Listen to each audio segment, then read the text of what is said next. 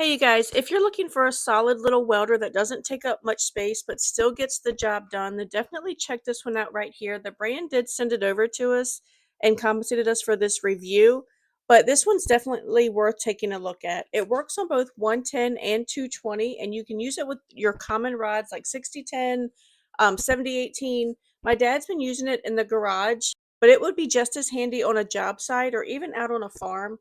It does have a digital display, which makes it really easy to dial in the settings, and my dad really likes the hot start and arc force. It helps keep things smooth, especially if you're working with a trickier material.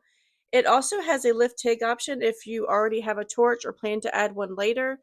At just around 6 pounds, it's super portable. My dad's tossed it in his truck a few times for some quick fixes at our house, but it's been really great. No issues with overheating, and it's got built in protection if something does go sideways.